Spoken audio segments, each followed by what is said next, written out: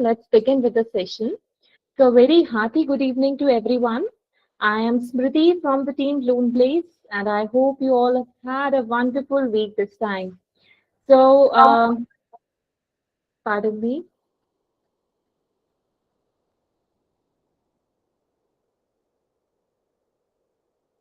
Sorry, yeah. So, it's always a pleasure to have you all, the passionate community of educators, with us for this insightful webinar. A very warm welcome to each one of you joining today. So, today's discussion takes us into a crucial transformation in the world of education. That's outcome-based education, OBE. So, as educators, we all share one goal: to ensure that every learner not only understands what is taught, but can also apply that knowledge meaningfully in the real life situations. So, and that's exactly what the outcome-based education, stands for. While the traditional model often emphasizes that what teachers teach, OBE shifted that focus to what learners actually learn and achieve. So it asks us an important question, like what should students be able to do, to what should students be able to know and demonstrate at the end of their learning journey. So which will be deeply discussed during the webinar today.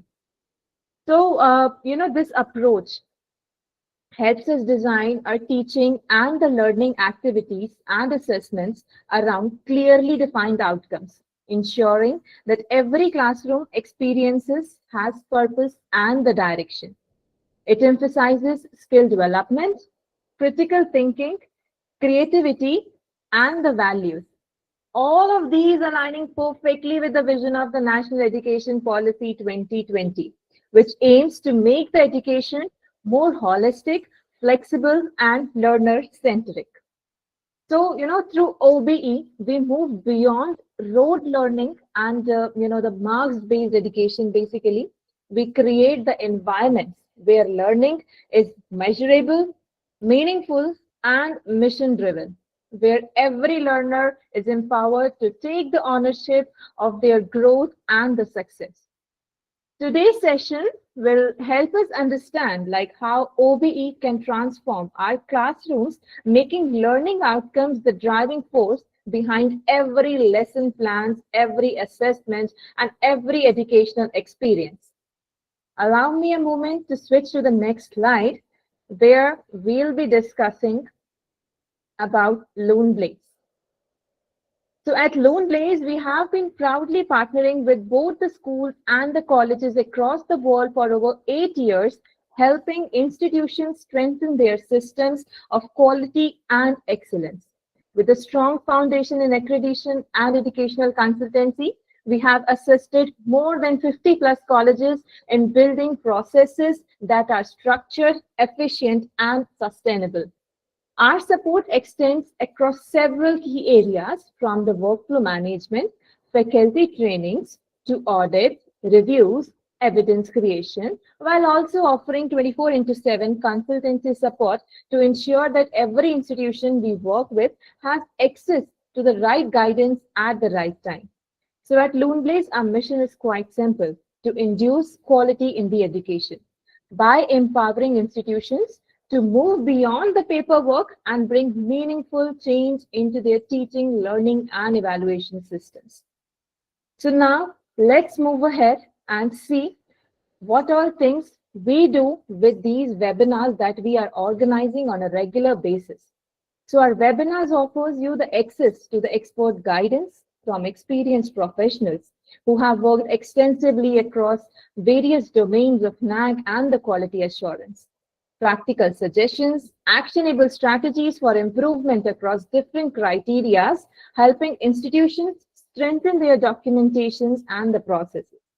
And most importantly, these webinars are an opportunity to connect with a vibrant community of educators to share experiences, exchange ideas, and learn collaboratively.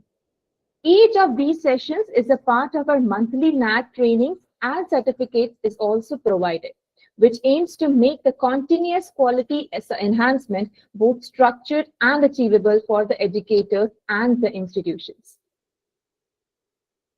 So moving ahead, let's take a pause and see and meet our esteemed speaker for the today's webinar.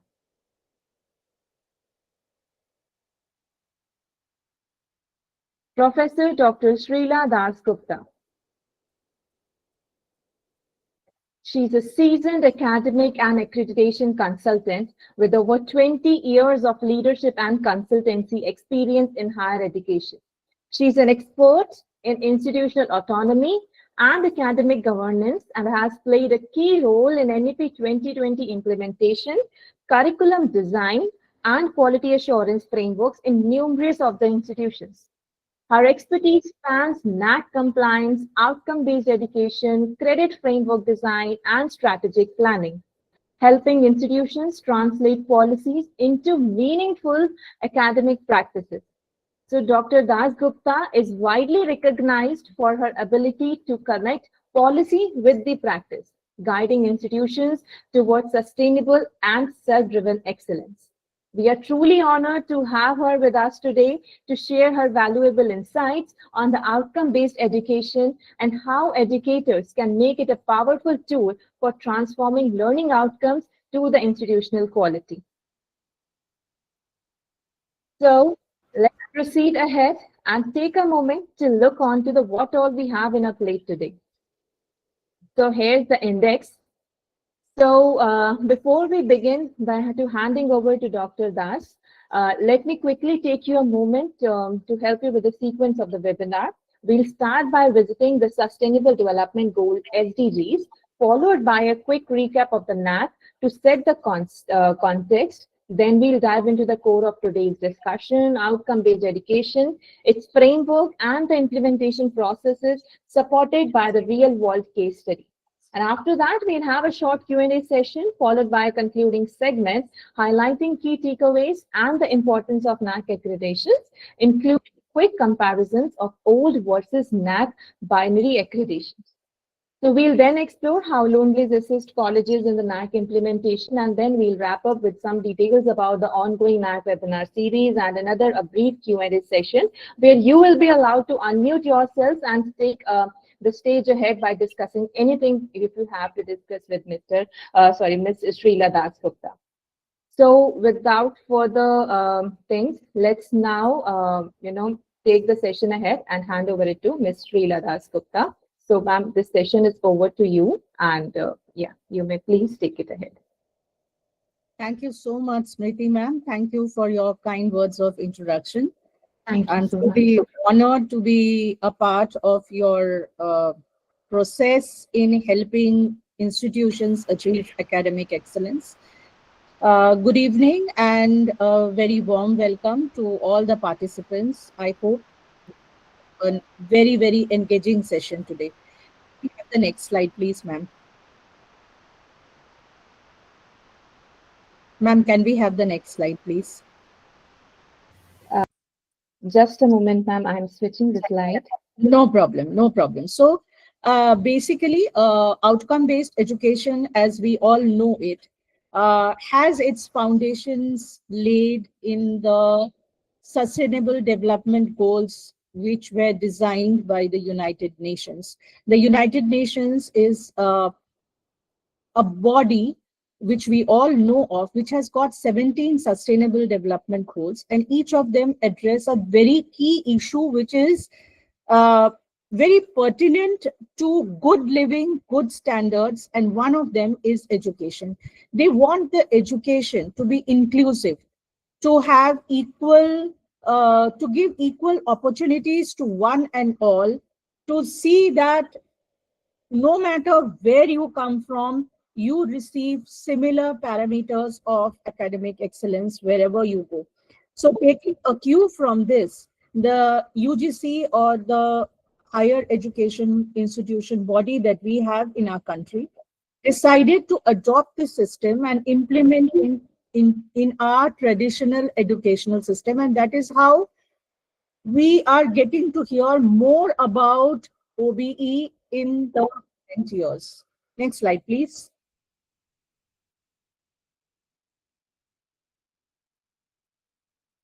So there we have it. The SDG speaks of quality education, and it ensures that there is inclusive and equitable quality education, which promotes lifelong learning opportunities for all. We will be expanding on this and discussing more about this lifelong learning opportunities as we go ahead in our sequence. Next slide, please.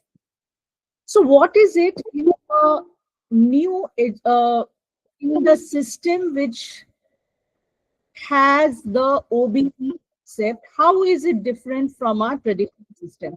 In our traditional system, we had more or less the chalk and talk method, something which we all grew up with. Most of us grew up with that. And I'm sure most of you who are present today in today's webinar must have grown up with the traditional system, which was driven by chalk and talk, where the teacher mainly focused in completion of the course content or the syllabus, and the student focused on how well they could score on whatever they understood and sometimes even not understood, and that was the score which they went away with at the end of the program, whichever program they may have enrolled for. The whole system needs a change, primarily because if we want the education to be inclusive as per the SDG, the fourth SDG of UN, we need to have the students able to compete with each other on a global platform, which means that they need to be aware of the global trends. And with the technology moving so fast, the expectations of the students in today's scenario is totally different. It cannot be compared with what was there 50 years back, or even 30 years back, 20 years back. And at the pace at which it is going, it may not be comparable even with what was there maybe 3 or 4 years back. So the traditional system, like I told you earlier, focused mainly on completion of the syllabus content, and there was not much emphasis laid on how much the student actually learned from the process, which means that the student may or may not have gained the requisite employable skills for him or her to succeed when they went out of the educational system, when they actually went out into the wide world to try to apply what they learned within the four walls of the classroom outside. And therefore, the need came for an outcome-based education, which basically tried to innovate the system, make it more inclusive, and made it more measurable. And we'll understand how it can be made more measurable. And that is what you can see on the left-hand side from teaching learning. So the educator, the faculty, as we call ourselves, the teachers, we can no longer call ourselves and be defined by within a small parameter of being a teacher. We have now become more of a facilitator. From content to competence, how is that happening?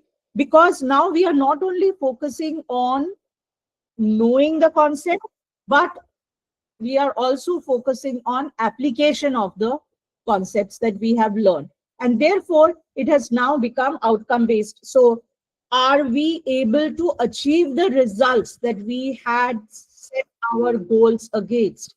So this being you may have heard of this term that the world is shrinking at a very fast pace. That's because of technology, because of emerging global trends. There is a lot of collaborations which are happening within the country, within the region, outside the country. So there are major collaborations happening in terms of faculty exchange, student exchange, in terms of research, in terms of internships, and all this, broadens the outlook of the student. So we don't move along a fixed pathway anymore. The pathway becomes flexible, defined by the needs of the student. And does this help us? Yes, definitely. It helps us achieve academic excellence. It helps us comply with the parameters which are set forth by the government. Next slide, please.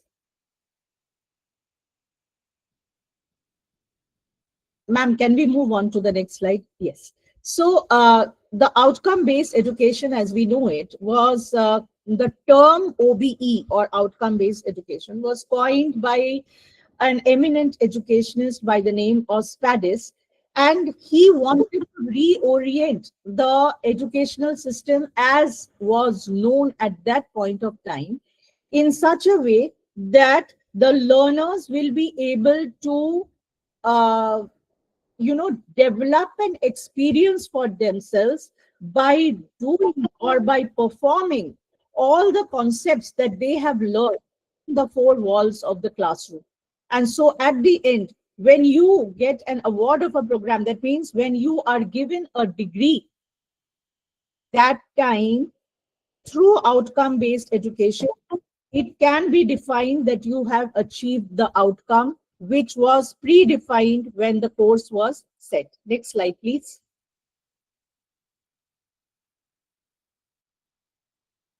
So when we say that we are reorienting our traditional educational system into outcome-based educational system, we want our students to not only be aware or be knowledgeable about the concepts which are taught, but to be able to apply. And when we say that they are able to apply, that means results are achieved. So if we say that results are achieved, we should know two things. The first thing, when we design the content, we should know what our object, what is our goal. Why have we set the course content as we have set it? What is the primary objective of doing that? That part is of the facilitator. I will not call myself a teacher anymore. I will call myself a facilitator. And once I have done that, then I also need to know that what are the results which I expect at the end of the particular program. So I need to define the exit outcomes very, very specifically. Now, if I want to achieve those exit outcomes, I need to do some kind of activities which is beyond the traditional chalk and talk to help the students develop those skills. These are your high engagement or high activities. And by doing so, by having different kind of activities which I designed to enable the course content to translate to the student and making them aware of the concepts and making them skilled to perform or apply those concepts later on in life, I encourage learning by performing.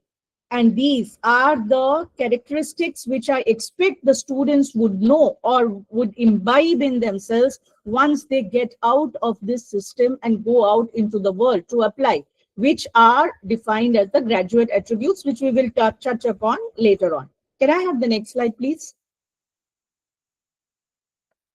So, let us now compare the traditional system with the outcome-based education. Like I told you earlier, the traditional system was more focused on completing of the syllabus. In the beginning of the academic session, we had our syllabus with us. We had the goal, okay, in semester 1, I have to complete these many units, subunits, these many papers. Semester 2, I have to do that. And that's that. At the end, I had to take an exam and I had to score the students. Now, this is not enough. I need to know whether after completing the syllabus, the students have achieved the outcomes which I had set my goals against.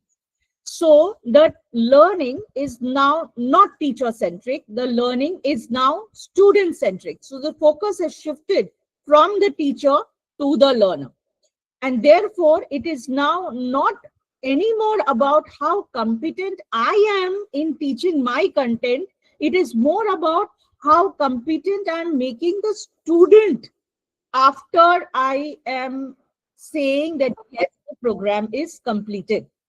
So earlier, when it was only about having a 1-hour lecture, 2-hour lectures, 10-hour lectures, or a 15-hour lecture to complete the portion, now it is more about how well I have been able to equip the student with the desired skills, with the ability to apply what they have learned because they have understood the concepts well.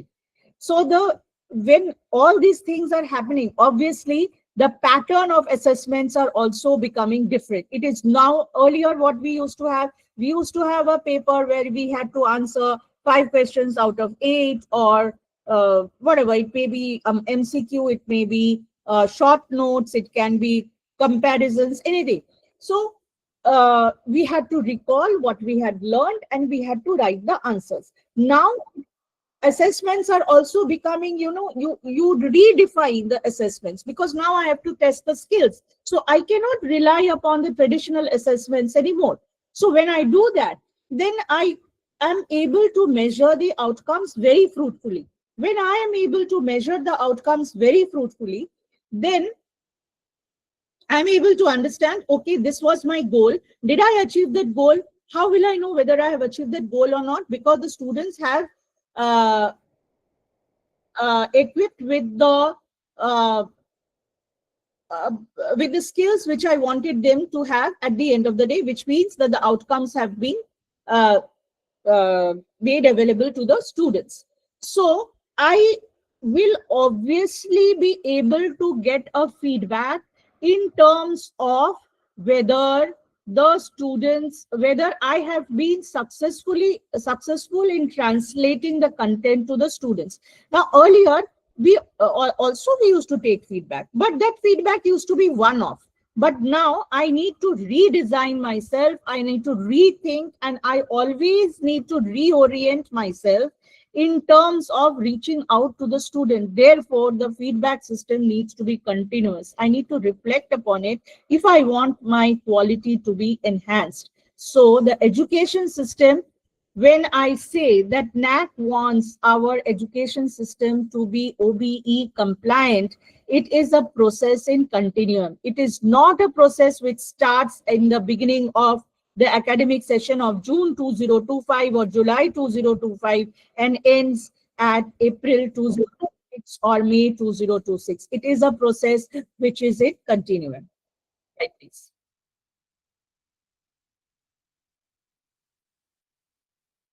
So your outcome-based education will focus on what are the objectives which will be set by the facilitator, what are the methods by which the objectives will be met, which is the pedagogy, and how will you measure the outcomes which are achieved, which is your assessment. Next slide, please.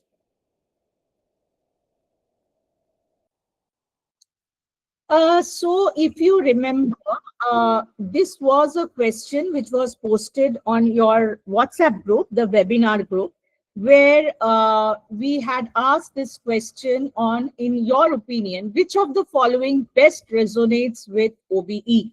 And 4 options were given: learning at own pace, lifelong learning, identification of slow and advanced learners, and syllabus design. Some of you have answered this question, some have not.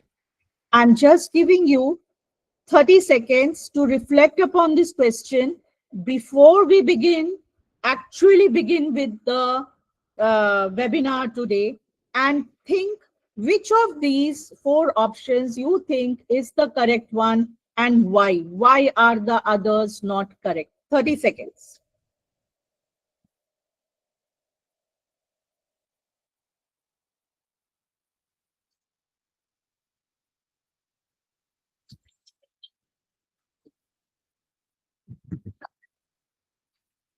You can just type A, B, C, D and move fast, and we'll discuss this at the end.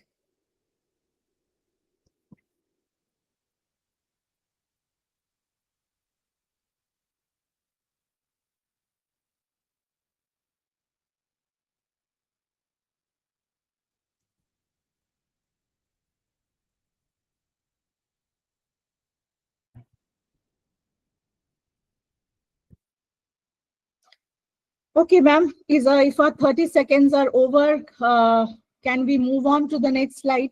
Yeah, 30 seconds are over and we have got a good response. So let's move ahead. So we were saying that we need to measure how much of the content has been translated to the student in terms of achieving the skills which was set forth in the beginning through the objectives. So what are the outcomes that we are seeing? Are they scores? Are they labels or grades or percentage scores, in the sense, is it like getting 50 out of 60? Are they labels good, very good, satisfactory, excellent, or are they grades like O, D, F, A, B? Or are they percentage 50%, 55%, 60%? They are not anything of these. What are they then? They are actually the processes or actions of the teaching learning process. Let us look at this in more detail. Next slide, please.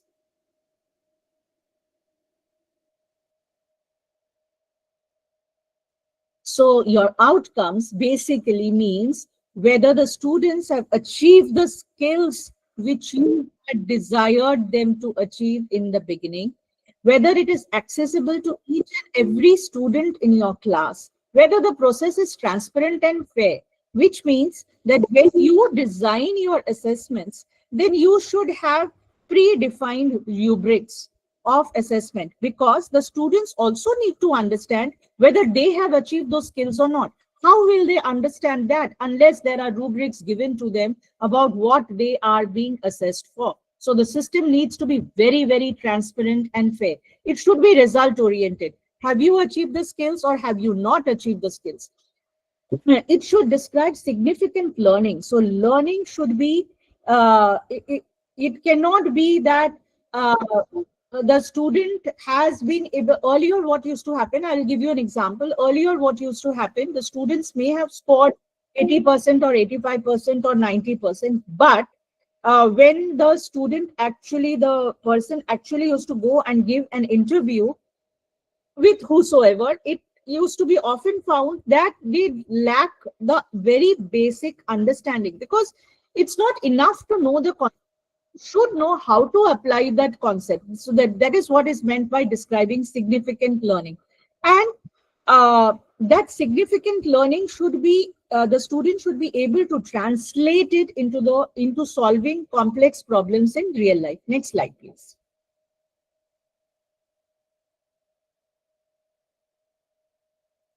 So what does the outcome then stand for? The outcome stands for accountability. Accountability to whom? Accountability to all the stakeholders who are a part of your educational process. The primary being the student, which is the learner, but also the teachers, because the teachers are going to define the objectives. The teachers are going to make sure that the outcomes are achieved. The employers, why? Because whatever you design as the syllabus content, whatever you want your outcomes to be in terms of achieving the skills, has to be in consonance with what the employers want. There should be no industry academia, what do you call it, gap. There should be a strong linkage between industry and academia. And at the end of the day, the student is also answerable to the domain to which he or she belongs, and therefore the public. So the change in the education should be brought about by the course content, how it is delivered, your instruction, your assessment, and how you apply it in real life. Next slide, please.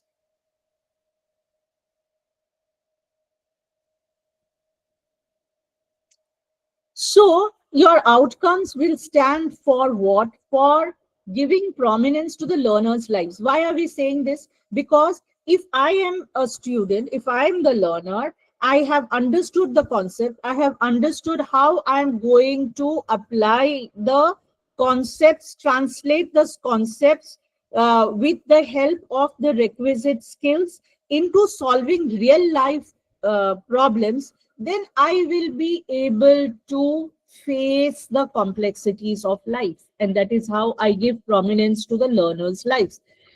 However, it is to be noted that learning and succeeding cannot happen on the same day, because you have you in a class, even if it is a class of 50 or 60 or 100 or even, you will never have two learners of the same gauge, which means there will be sets of learners, there will be medium paced learners, slow learners, advanced learners. So the achievement of the outcome will not happen on the same day and will not happen also in the same way. The pedagogy needs to be redefined in terms of the learner set that you have. And that will be also controlled by the college or institution. I will give you an example. Uh, you can, a college or an institution which is situated near an industrial belt and a college or an institution which is situated in the urban area cannot be having the same conditions of success, because the domains to which the student community belong will be, or the domain to which the student community will belong after they pass out will be completely different, and therefore the skill sets which need to be acquired will be different. Although I'm repeating myself, the basic concept will remain the same. So can we go on to the next slide, please? So therefore, your outcome is the ability to apply or translate your learnings. Learning means your conceptual understanding into solving real world problems. Next slide, please.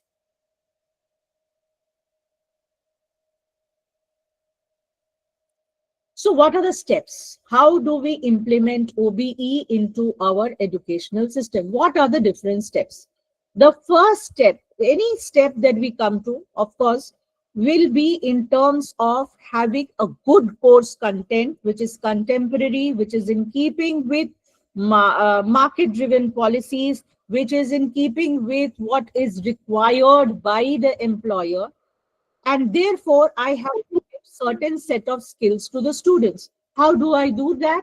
By having innovative pedagogy techniques, which is your teaching strategy. We cannot have the we cannot have the traditional chalk and talk anymore. That will only be a part. We should also have other things like a flipped classroom, a blended classroom, a case study, a capstone project, and so on. So this teaching strategies need to be defined or need to be reoriented according to my course content. Say, for example, suppose I have students belonging to a class of management, and I have students belonging to a class of, say, English literature. I cannot be having the same teaching strategy. Not possible. So everywhere I can't say I will just take a talk and chalk and I will go and teach on the blackboard. My teaching strategy has to be adapted to the program for which the course content has been designed. And therefore, the assessments also have to be defined according to the course content so that I'm able to assess whether the outcomes have been achieved or not. Next slide, please. So we have a hierarchical structure of the outcome-based education. Till now, what we were doing was understanding what is outcome-based education, what is the significance of outcome-based education, what are the characteristics of outcome-based education, why do we need outcome-based education, how is outcome-based education different from the traditional system, and what are the advantages of outcome-based education. So we have learned that much. We have understood. So our objective in this case, in today's webinar, our objective was to understand what is outcome-based education. So we have designed our course content accordingly. So in the course content, now in the next hierarchical order comes the definitions of objectives and outcomes, because unless we understand that, how do we define the objectives or how do we measure the outcomes? So we have program educational objectives, program outcomes, and course outcomes. Now, your program educational objectives or program specific objectives and the program outcomes are related to each other, which are more broad based, and the course outcomes are different, which come much lower in the order. We will go deeper into that once we go into the next slide. Can we have the next slide, please? Okay, so what is a program? Basically, a program is something which on completion gives you a degree. So say, for example, I get a degree of BSc in chemistry, or I get a degree of BA in English literature, or I get a degree of BA in economics, or I get a degree of BCom in accountancy. That becomes a program. Anything which gives you a degree, or say, for example, I get an MBBS degree, or I say, for example, I get a degree in bachelor's in dental surgery. So they are all degrees, which something which you get at the end of the program in a set number of years. Now, to get that degree, you will need to study a lot of course content. Each of these course content will be connected to each other. So say, for example, suppose you are doing suppose you are doing BA in history. So in that case, in semester 1, probably you will start with ancient Indian civilization, and then move on to the next period, and then you will move on to the next period, and so on. And finally, you will go on to world history. Then you will study about geopolitics and all that. So each of these will be linked to each other in one or the other way. Why do you want to do that? Because each one of them will have predetermined objectives. The objectives will be set right at the beginnings.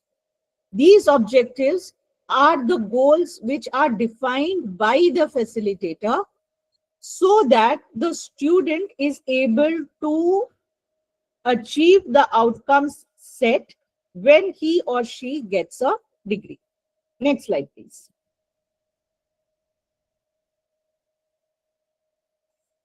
So your program educational objectives, or sometimes it is also called as program specific objectives, because BCom in accountancy will be very different from, say, a BCom in management, or say a BCom in financial account markets, or BSc in chemistry will be different from BSc in microbiology, and so on. So therefore, a program objective is also sometimes known as program specific objective or program educational objective.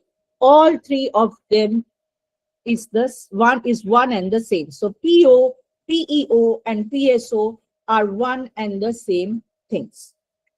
Now, because the PO or the PSO or the PEO is related to the achievement of the degree, which happens in a set period of time, therefore it is more broad based. It is not specific. It is broad based of what the student will achieve at the end of that period. It can be a 3-year period, 2-year period, 5-year period, 6-year period, whatever is required to achieve that degree. So what are the achievements that the students will be able to have at the end of their career? Career here means the educational career. So the years and how especially during the first few years. Why first few years after graduation? Because that is the time when they will apply what they have learned. So these have to be closely aligned with the graduate attributes, with the vision and mission of the institute. We'll be coming back to that later on. So when they master the objectives, they will be able to achieve the outcomes. So can we go? So, so just one second, ma'am. I just want to focus on the last line. When you set your objectives, you as a teacher need to be very clear what is it that you want your course content to be achieving. Do you want the students to be ready for a job? Do you want the students to be ready for further studies? Do you want the students to be an entrepreneur, accordingly you are going to design your course content, because accordingly your objectives are going to change. Accordingly, the skill sets that you want the students to have will change, and accordingly your assessment pattern will also change. So next slide, please. So how will you define your objectives? You need some place from where to start. The best place and the most important place from where you should start in defining your program educational objectives or your program specific objectives or program objectives is your institutional vision and mission. Whichever program it is, whether it belongs to art, science, commerce, management, medicine, law, whatever it has to align itself with the institutional vision and mission.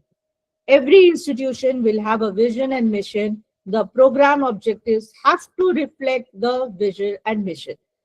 Apart from that, the program objectives should also reflect what is laid down. Say, for example, if it is an autonomous institution, then it will have its goals of autonomy. It can have a long-term strategic goal. It can have a short-term strategic goal. So all these should be reflected in your program educational objectives. It should also have the inputs from the stakeholders, because they are the beneficiaries. So your primary beneficiary is your learner, that is the student. So you should take the feedback from them. What do they want? So accordingly, you define your objectives. The parents, because after all, they are the ones who want their wards to go to your institute. So they have a right into what they want their sons or daughters to become. The society, because they will be the ultimate beneficiary. The professional bodies, because they will be giving the skills.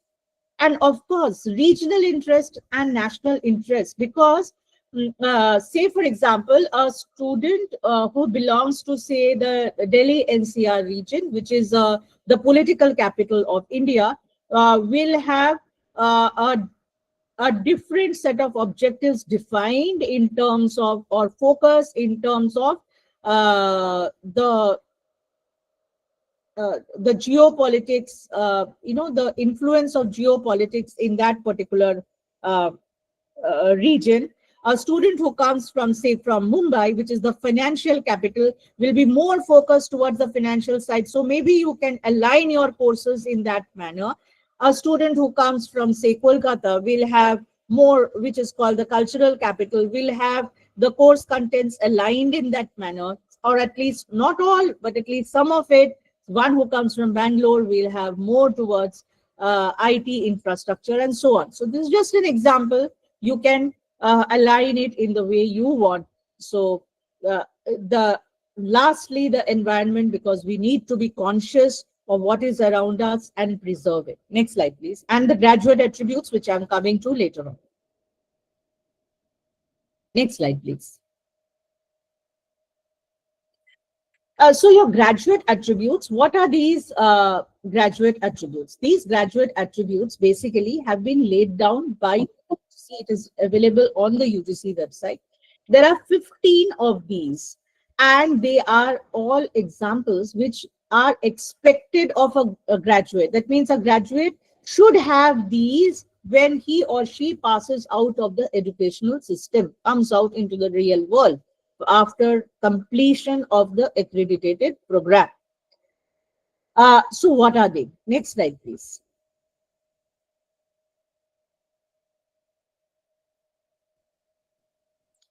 So you can see you have disciplinary knowledge, communication skills, critical thinking, problem solving, and then you can see leadership readiness, qualities, moral, ethical awareness, and in the end, lifelong learning.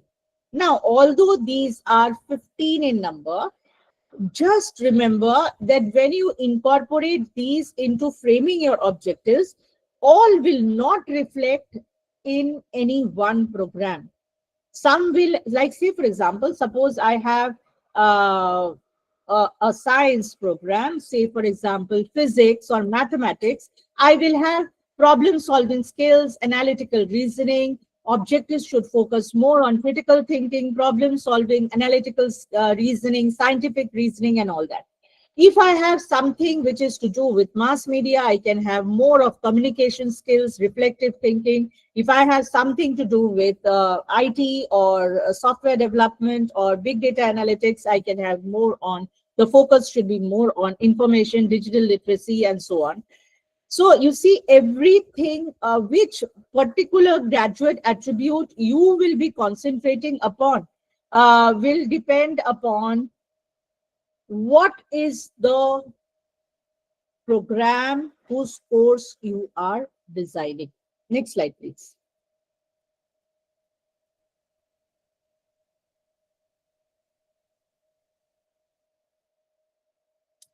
So your program outcomes or your PSOs or your PLOs also mean the same thing. The program learning outcomes are related to your program objectives. So the objectives are the goals that you set for your students in the beginning, and the outcomes which is what you want the students to achieve at the end of the program. So they should have it by graduation. The students, what will depend upon what the students would like to do once they get that degree, that specific degree. They should be aligned to Bloom's taxonomy.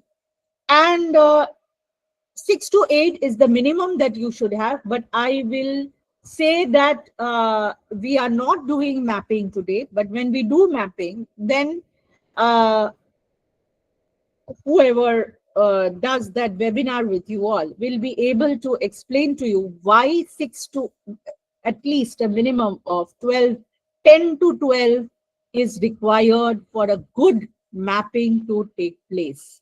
Because then you will be able to understand how much of those outcomes have been achieved by the students. Next slide, please.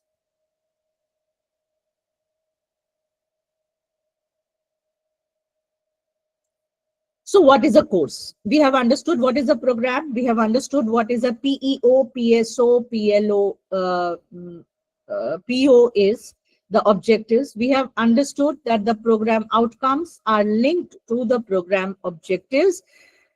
What is the course? The course is the actual content. So your course is more specific. The program objectives will be broad based. The course objectives will be very specific, because that course will be done. Say, for example, you can have American literature, or you can have world history between the 1910 to 1945, which means it covers both the world wars. Or you can have analytical chemistry, or you can have industrial psychology. So you see, they are, or Freudian philosophy. So they are very, very specific. Therefore, when you do the mapping, you are going to map the course outcomes with the program outcomes. The program outcomes, which are broad-based, which will come after a specific period of time. The course outcomes you are going to get immediately. So the course outcomes are what are studied in a particular semester, what we earlier used to know as a paper. We don't call it a paper anymore. We call it a course. Next slide, please.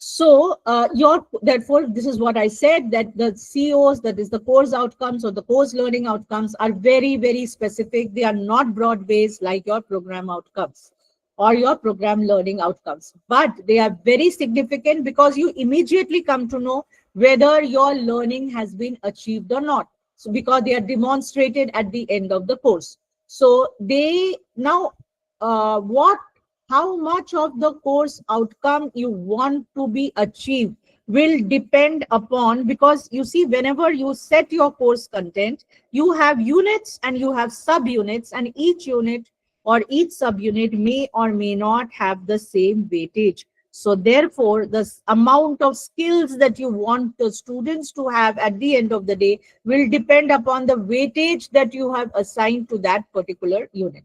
Next slide, please.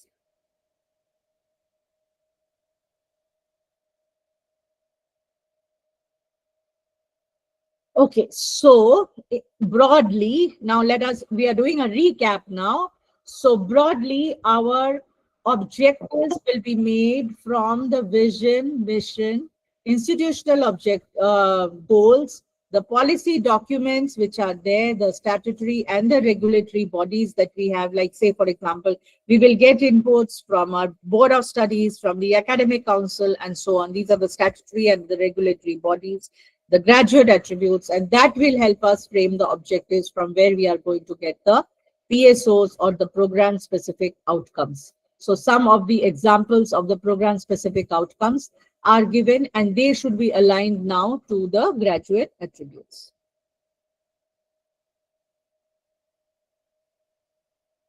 So maybe we can go on to the next slide.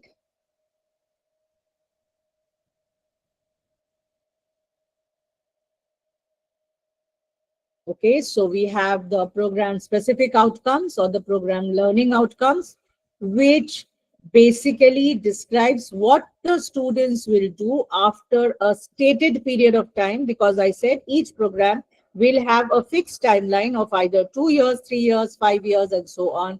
And then that means once they graduate, once they get their degree, will they be able to uh, achieve what they have achieved? So we should know what, at the end of the day, we would like to know, when we start off, we should be able to understand what do we want the learners to know?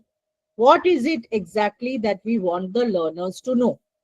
Do we want the learners to know A and B? And remember, whether it is A, B, C, D, E, F, or whatever, or it is a combination of A, B with C, D, or a cross combination between A and C and D and B, will depend upon your course content, because each course content is specific to a particular program. So each program will be different, and therefore each course content will be different, will be aligned to that. So the skill sets which will come for a particular, so even if it is a, say for example, even if it is a science program, even in that science program, you will never have the same skill sets for a student who gets a BSc in, say, microbiology, with a student who gets a BSc in botany, or a student who gets a BSc in physics or a BSc in mathematics. So same way goes for humanities and liberal arts as well. The skill sets which come with an economics student, BA in economics, is not the same as BA in history, is not the same as in BSc in psychology or BA in psychology, or for that matter, for the others. It is not at all possible, because you have, like I said earlier, you have 15 graduate attributes, and all the graduate attributes need not be aligned to the, say, all of them need not belong to each and every program. There will always some which are more, what do you call it? Which will be more leaning towards a particular graduate attribute than the other. You can't have scientific reasoning in, say, for example, a program which caters to mass media. You still can have, but to a lesser extent, as compared to a program which deals with uh, a pure science or an allied science program. Next slide, please.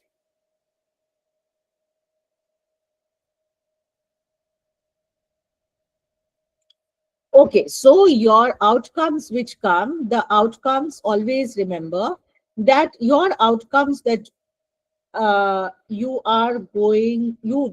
want your students to achieve at the end of the day could be a skill that the student has achieved. And how will you know that the student has achieved that skill? Because the student is able to perform an activity using that skill based on the understanding of the concept which he or she is given within the four walls of the classroom. And you should be able to uh, define how much of that, or not exactly define, because it is an outcome, so it should be measurable. So you should be able to assess how much of that outcome has been achieved through the performance of the student. So the students will achieve a competency. You will have to assess that competency, and you will have to understand how much of that performance has been achieved. Okay.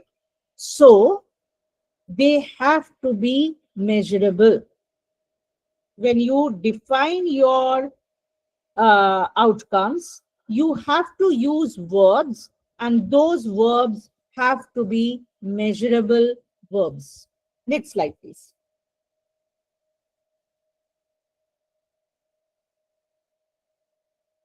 Okay, so from where do we get these verbs? There are verbs which we use to write down the objectives, write down the outcomes. So from where do we get these verbs? All these verbs come from something which is known as the Bloom's taxonomy. Now, the Bloom's taxonomy has been designed to measure the outcomes, and like some of the words which are used are apply, analyze, design, solve, communicate, exhibit, function, apply, use, manage, practice. Now, all these words that you see, they can be used in both ways, either as a measurable verb or as a non-measurable verb. So suppose I say that the student is able to communicate effectively on dash dash dash dash topic. That is not measurable, because I cannot measure whether it is, how much is being effective, good effective, bad effective. It is a qualitative parameter. However, if I say that the student is able to communicate uh, such that uh, the finer points of differences, such that the differential points between A and B are brought out, then it is measurable, because I know what is the point of difference between A and B. So if they are able to communicate in such a way that they are able to differentiate between A and B, then that becomes measurable. So the same word can be used as a measurable verb, can be used as a non-measurable verb also. So when we frame the objectives and the outcomes, we have to be very, very careful. Can we go to the next slide, please? I will give you more examples from there.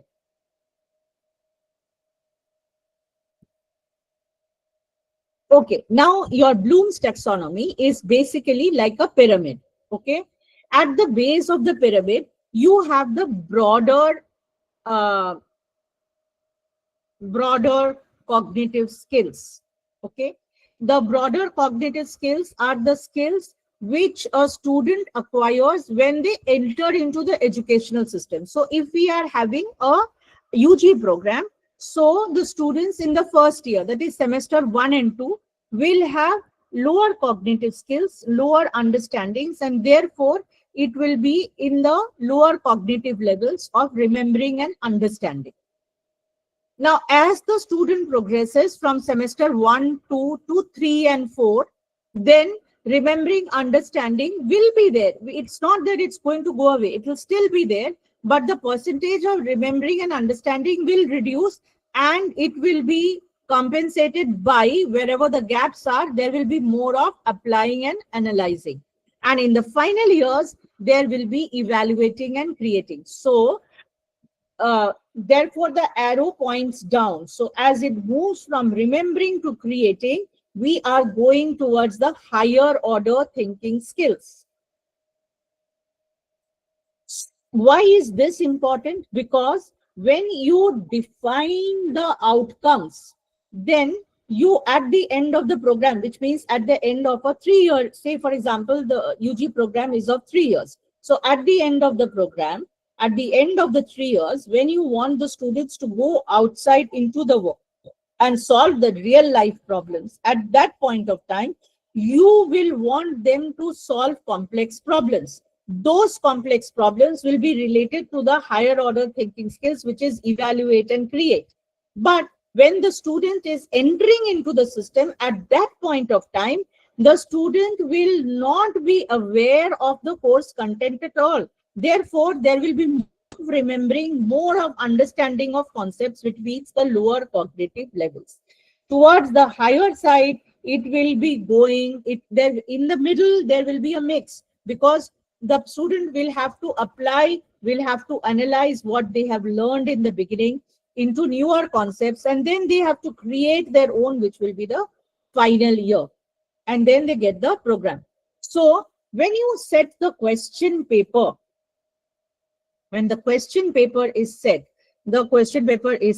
I'm not saying only about writing and the one which you get at the end of the semester where the student sees and writes, can be any form of assessment, which we are going to go later on.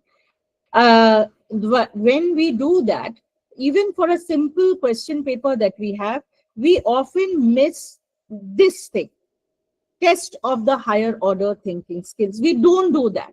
We usually give questions like write short notes on, or explain, or define, or state, enumerate. These are all related to remembering and understanding. And these questions also we give when they go to the higher standards. That means in the final year. Are we doing a right thing? We are not, because we are not testing the higher order thinking skills, which means we are not equipping our learners to go and solve the real world problems, because we have never measured the outcome. We have never given them the opportunity to help them assess themselves whether they have been able to achieve the targets which were set for them. It is there just on paper. So that is where we have failed, and that is where NAAC wants us to remodify and unlearn ourselves and relearn the new system. It is difficult, but we need to do that. We have to move towards the higher. So when you set the question paper for a student who is in the first year, semester 1 and semester 2, there should be 90% of your remembering and understanding. You can have just a sprinkling of applying and analyzing, and depending upon your learner set, you may or may not have evaluating and creating. It should be a mix in the second year, which is your semester 3 and 4, and it should move towards the higher order thinking skills in evaluating and creating. And I think there was a question on the chat box which asked, how will you differentiate between the different sets of learners? This is how you differentiate between the sets of the learners. So what you see on the left-hand side, that is remembering, understanding, applying, analyzing, evaluating, and creating, these are also verbs. And what you see on the right-hand side, define, duplicate, list, or classify, describe, or choose, demonstrate, or whatever, these are also verbs. But the two sets of verbs are different. How are they different? I can't define how much I remember or how much I quantify. There is no quantification of remembering or understanding or applying or analyzing. However, there is a quantification of defining, classifying, choosing, comparing, arguing, assembling, constructing. So wherever there is a quantification, it becomes measurable. Wherever there is no quantification, it becomes non-measurable. Anything which is non-measurable is always your objective. That is your goal, which you want as a facilitator yours to meet. You want to meet that so that it gets translated to the students. The students get the skills. And how will you measure the outcome? Through the measurable verbs. I hope this part is clear. This is where the main mistake is made in understanding the difference between an objective and an outcome. So if there was a question just now which I just happened to pop up, which said that how will you identify between a slow learner and fast learner? That's a completely different, it's a huge paradigm which is not a part of this webinar, but I'm just touching upon it. You have to when you do the mapping, when you do the attainment scores, you are able to identified to a certain extent. However, there are different processes to do that. You need to take a pre-assessment, you need to take a post-assessment, and you need to have the outcomes mapped with the higher order thinking skills, which will give you your fast learners or your advanced learners, and thereby you can differentiate between the two. So that's why I'm saying the setting of the question paper is very, very important. If the question paper is not set properly, whichever type of assessment you are doing, you will never be able to identify whether your outcomes have been achieved or not. Now I'm just giving an example. Say, for example, someone says that the child goes into the class. So you ask, you show the picture of an apple and you say, identify the fruit. That becomes remembering. How many types of apples are produced in the subcontinent? That becomes understanding that yes, there are different types of apples which are present. Applying what happens when there is a which are the vitamins which are present over there, which are the minerals which are present. So you're applying. You're analyzing, say for example, you want to analyze the content, how much of iron content is there in the apple. That is an analysis question. You evaluate, you compare. You can compare between two sets of apples from two different regions and try to compare and contrast and see whether one has a higher iron content than the other. That is evaluation. And you can make a recipe where the iron content is maintained. That becomes creating. So this is how your assessments, this was a very simple example, but this is how your assessments should be done, so that you are able to test each of the cognitive skills which are listed over here. Next slide, please. So we come to our strategy of assessment. How do you align your pedagogy techniques, and how do you assess? Both of them are interrelated. Now, the first one you already know, that is outcome aligned lecture. So you should predefine your objectives. What do you want the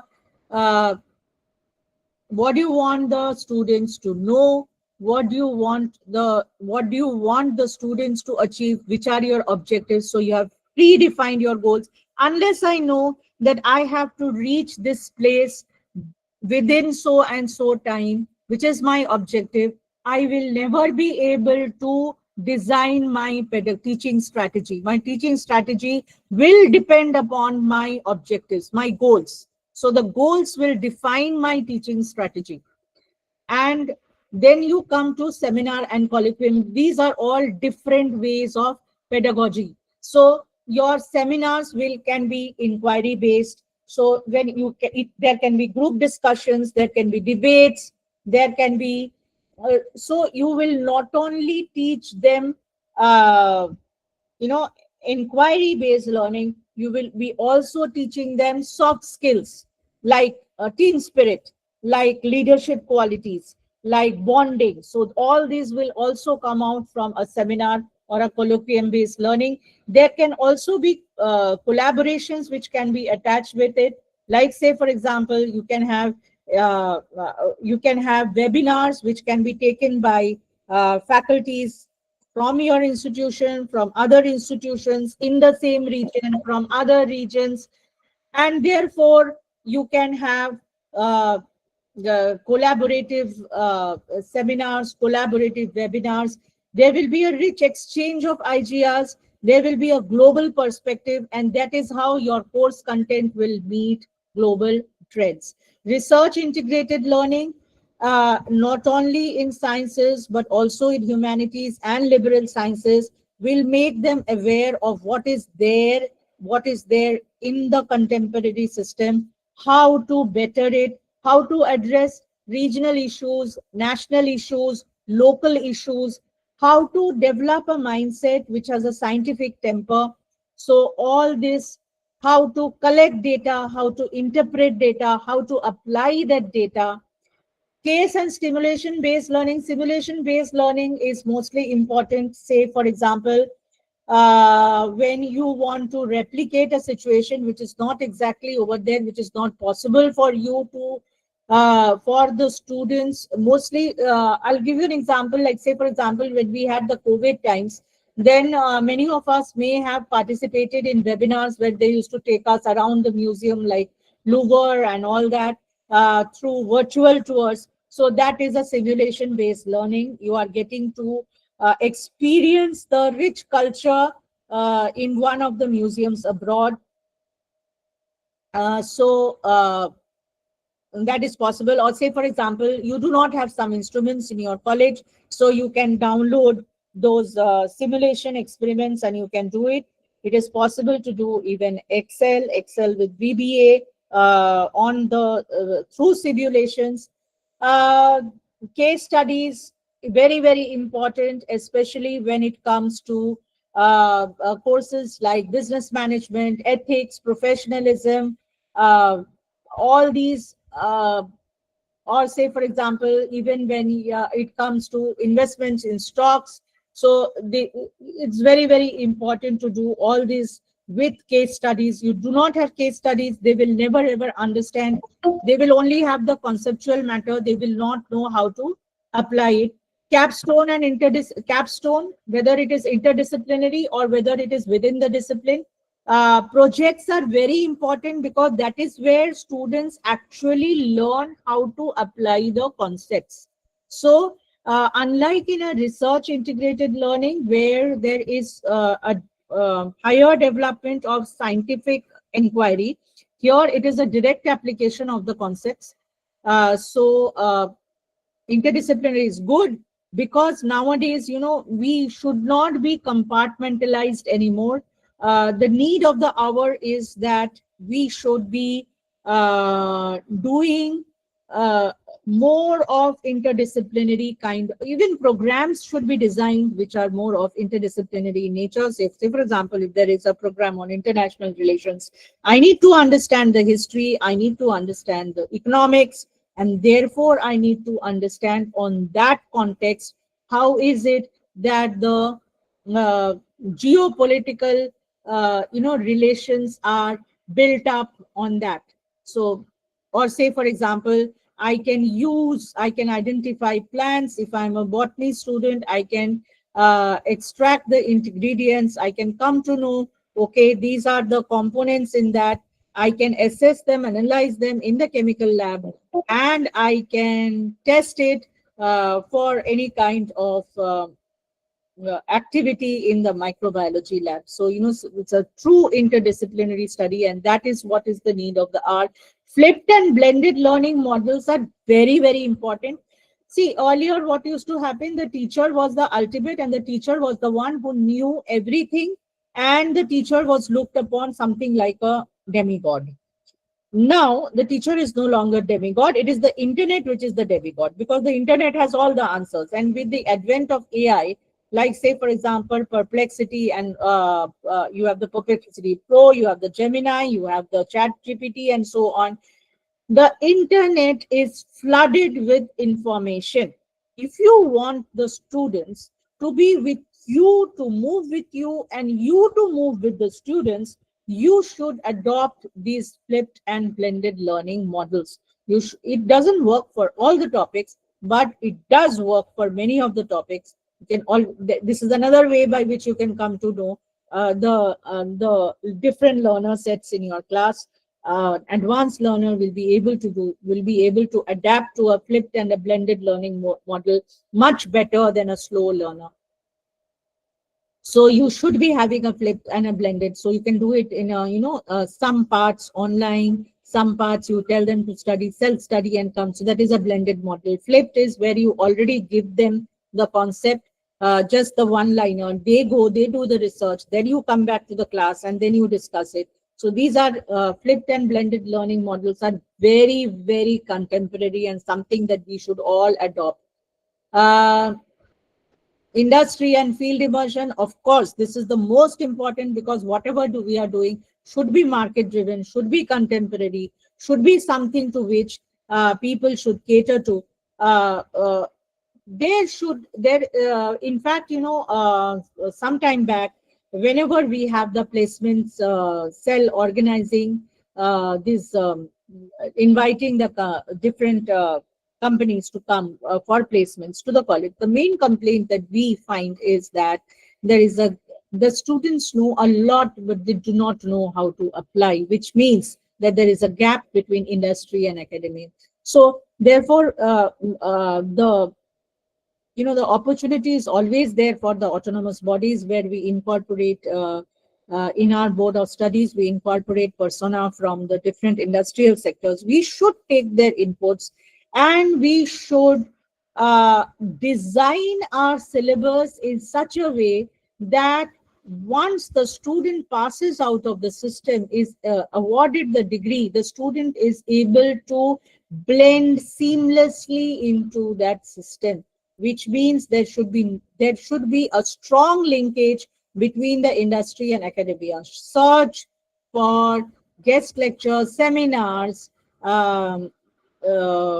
internships, webinars, etc. Whatever you can, have a very, very strong linkage with the industry. Take them out for field projects. That is how your OBE, the ultimate goal of OBE, will be achieved. Next slide, please.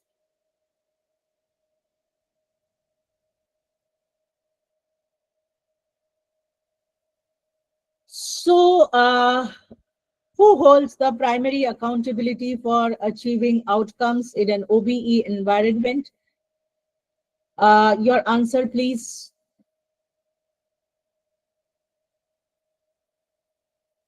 And then we'll discuss. There are 4 options.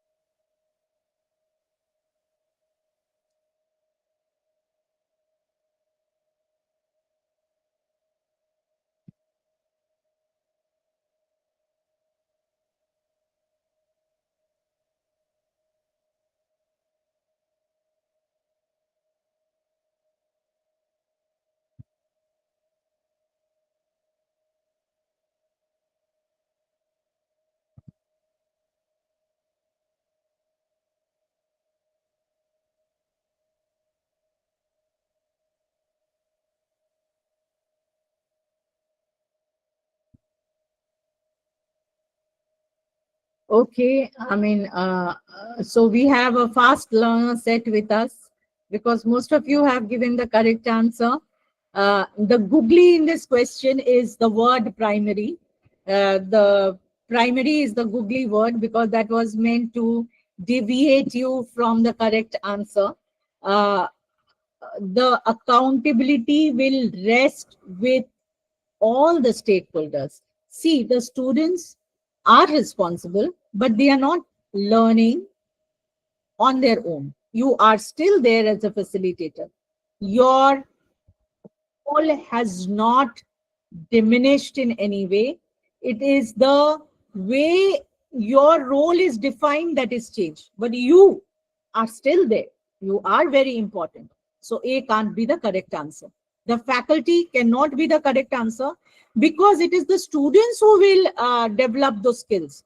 The faculty will just be the facilitator. You are no longer the teacher. You are the facilitator, and therefore it will not be B. You may be an excellent teacher, but the students have been unable to achieve the outcomes. So what good will it do? The students will not be prepared for the world. The institution, yes, it provides the platform into giving the necessary, resources, the faculty, etc., etc. But ultimately, it is a combination of the institution which provides the resources, which provides the platform, which provides the connects, which helps establish the linkages with the industry, with the markets, the facilitator who establishes the connect between all these with the student, sees to it that the student achieves the outcomes, and the student who works hard to achieve those outcomes, and therefore it is a combination of all. So D is the correct answer. And now, ma'am, if I may, I'm going back to the first question which was posted to you, that what is it that aligns with the OBE? Now that we are almost towards the end, I'm sure you have understood that the right answer will be lifelong. So I think the other options which were given, one was syllabus design. See, syllabus design is not aligned completely towards OBE. It is just a part to achieve the skills. So you can't say that it is aligned it is the one which is in close alignment with the concept of OBE, because the syllabus, the course content is designed so that the skills can be achieved. The other option I think which was given was identification of slow and advanced learners. So your advanced and slow learners is a fallout of the process. While through mapping, through calculation of attainment scores, you do come to know who is your advanced learner and slow learner. But that is not what is the main philosophy of OBE. OBE is mainly designed so that you can help the students achieve the necessary skill sets to go and solve the complex processes in life. Does it stop at the time when the student gets the degree? No, it does not. It is a process in continuum, and therefore it is a lifelong process. So therefore that answer was correct. I think one more option was given, which was about learning at own space. That's not possible because every program has a predefined number of, it's time bound. So it can't be, of course, with NEP, there is an option where the student can complete their degree in 7 years, but even that is defined. So you can't say that it will be like that. Okay, we go to the next one, please. Yeah. Yeah, learning at own pace I have dealt. I think I've read out all the 4 options, correct? Yeah, okay. So now we come to an interesting case study. You can read it, or it's a Horizon, that's College of Commerce and Management. It is an autonomous institution, which means they have the right to set their own syllabus, their own course content. And they used to get good students, and therefore they had very good results, academically very brilliant, apparently, which is what I had told you earlier, that there used to be a gap between when the placement cell, through the placement cell, they used to come, the different companies, they always used to say there's a gap. So they had measurable competencies and lack of competencies and practical skills. So they adopted the OBE, in which they defined their objectives in such a way that they wanted to measure the skills achieved by the students at the end. If you have read it, you can just put a thumbs up, and ma'am will go on to the next slide.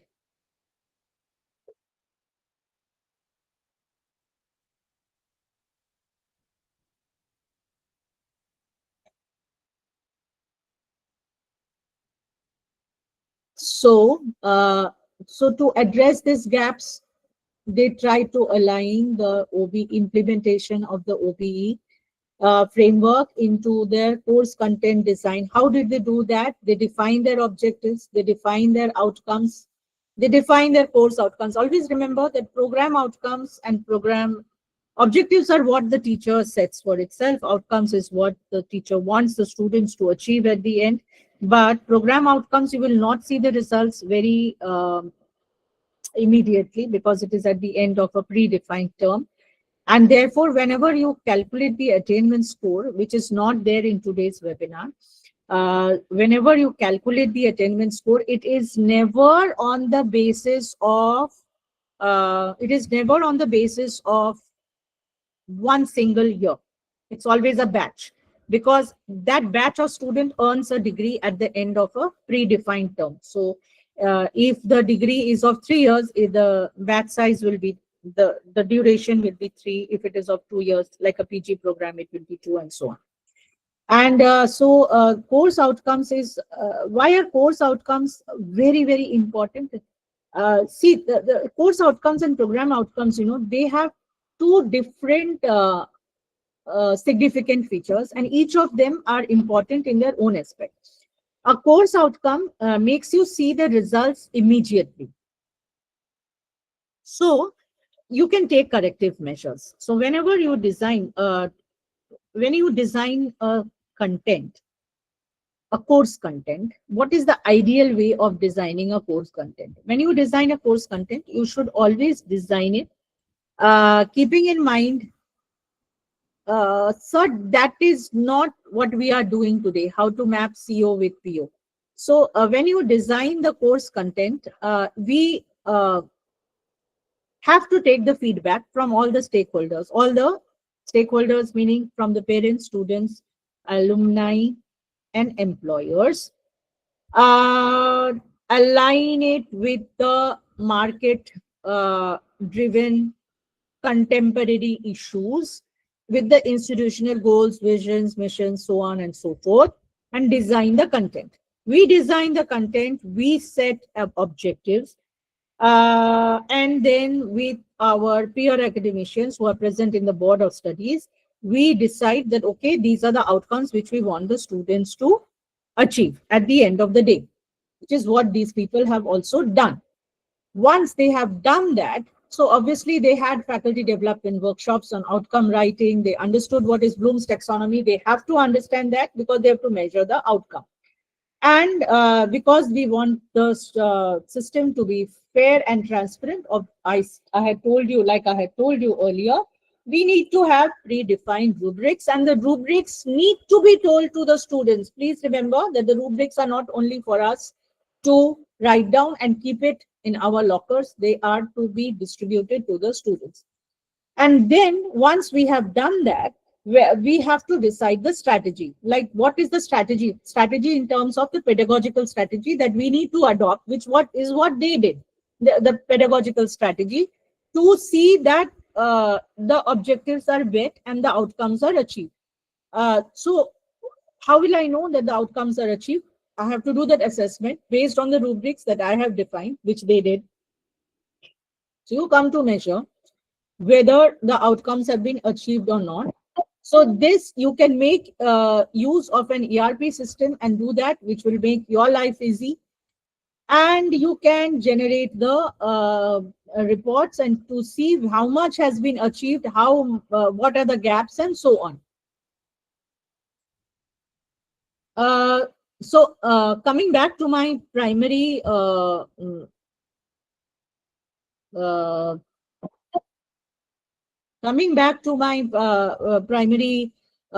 parameter, which I was saying, how is course outcome different from program outcome? So your course outcome, you will immediately see the results. So what happens is, once you've got the assessment, when you get the results, you come to know, okay, I had set myself this particular objective, and these are the outcomes which I wanted the students to achieve. Out of 5, they have only been able to achieve 2, which means that there is something wrong either in the pedagogical strategy or in the way I have designed the course content. So I am able to take corrective measures for that. So that is how your course outcome is very, very important. Immediate action can be, rectification can be done. So again, I meet and do it. How is the program outcome different? See, for example, suppose I have enrolled myself in semester 1.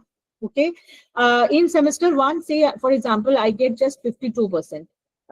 And then in semester 3 and 4, I progress from 52, I jump to 65. And in semester 5 and 6, I progress to 78%, which means there is a progressive improvement in my performance. So if that is there, that means I know, the facilitator knows that the strategy which has been adopted in the in engaging the student from the first year to the third year is correct. However, if it so happens that I was 78, I moved down to 65, and then I moved down to 48, means there is something wrong over there. So the program outcomes gives you a broader perspective about the design of the entire program, all the courses taken together, whereas the course outcomes are more specific. So they give you the immediate results. Next slide, please.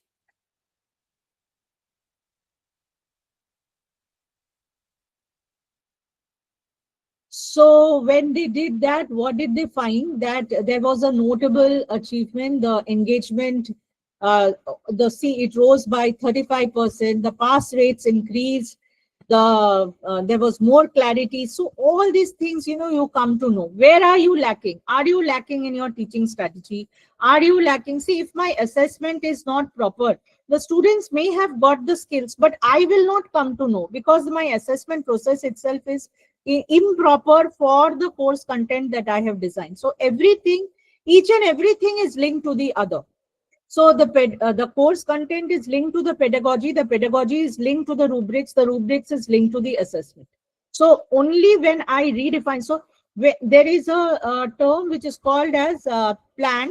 That means you plan your syllabus, you develop it with the help of the peer academicians. You assess, not the students, you assess the syllabus from the performance of the students.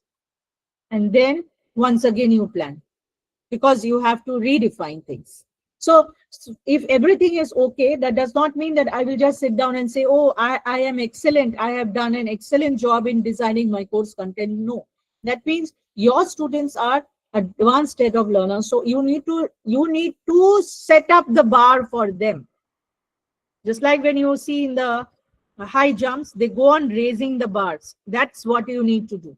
You cannot just say, okay, fine, everyone is getting 90%, so I'm very happy and I need to just now chill out. No, you cannot do that. You have to raise the bars because now you have identified your students as advanced learners. So you have to redefine your course content, redefine your assessment. Sometimes your course content may be very good, but your assessments may be very, very improper. Like I said, write short notes on or differentiate or distinguish. So how will a student get challenged? How will you know? So your teaching plans have to be redesigned. Your attainments have to be mapped. And that is how you will be making your students ready. Next slide, please.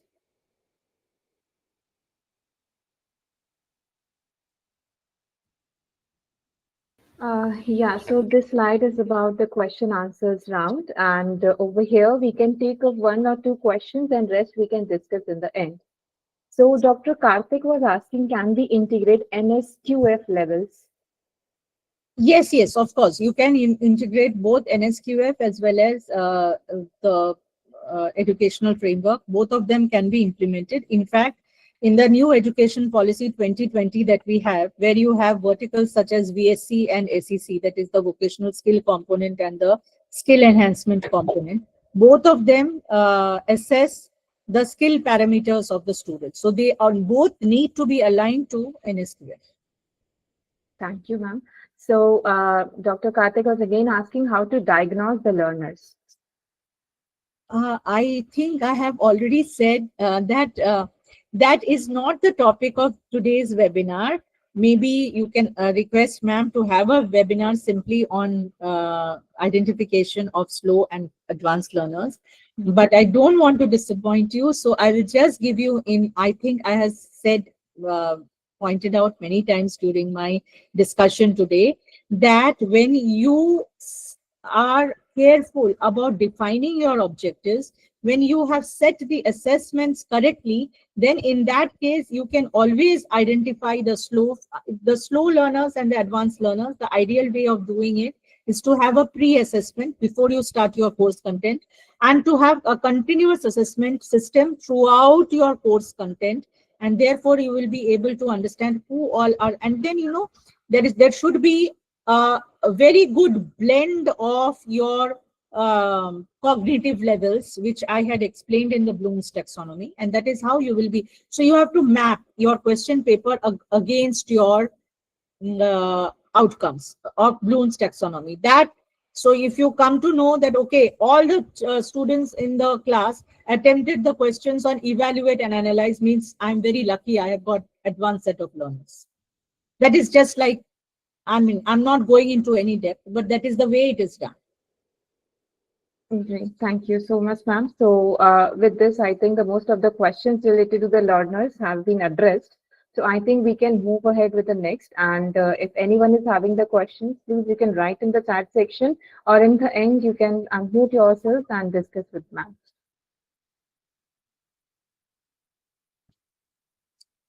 Should we go to the next slide? Yeah. So in conclusion, do you want me to take this up, ma'am, or? Yeah, ma'am, you can take this up. Okay. Okay. Thank you so much. So in conclusion, what have we learned? That your OBE is basically a system which is result oriented in terms of equipping the learners to face the world, to apply the concepts what they have learned in solving real life problems, and therefore it is purposeful. So it is shifting the focus from being teacher centric to learner centric, because now it is not enough to like I said, I may be the most knowledgeable person on earth, but that does not mean that I have translated my knowledge to the student in a way that the student is able to apply that knowledge in whichever field he or she wishes. And therefore, I need to reflect on what I'm doing.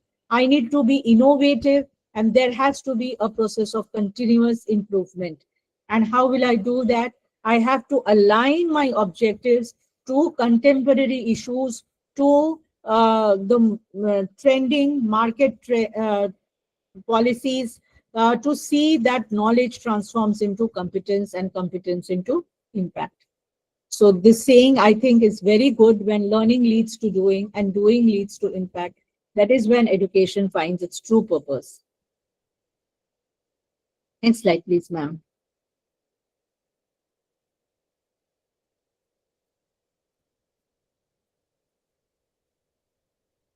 So this is a very, very important reflective question for us. That is our focus still on fulfilling processes, or have we truly embraced outcomes as the measure of quality? This is a question which is a very, very reflective question for all of us. That do we concentrate? See, most of the times what happens is NAAC always, the purpose of NAAC, we miss the true purpose of NAAC in the sense that we think that NAAC is just a body which gives us accreditation. We need to achieve that accreditation because it is going to be helpful for us. Yes, all that you are thinking is true and correct. But as educators, as academicians, what is more important for us is a process of continuous improvement. We should not be gearing up for doing what NAAC wants us to do. We should gear up to do what we want to achieve in terms of achieving academic excellence. And in that sense, I think most of you will agree with me that the education system will flourish only when we continuously we continuously think of things which will help improve the parameters of excellence. How are we going to achieve those parameters of excellence? Not by teaching what we had learned in the yellowed papers which we carry to the classroom, but by trying to adapt ourselves to the new world and to understand how to a true teacher never stops learning. A true teacher learns till his or her last dying breath. And that is how you are going to contribute to the system, which is what we should all try to do. I think all of you will agree with me that when you start thinking of this accreditation process as a process in continuing, that is when you should say that, yes, I have achieved my outcomes. We are the students now. NAAC is what is setting our objectives.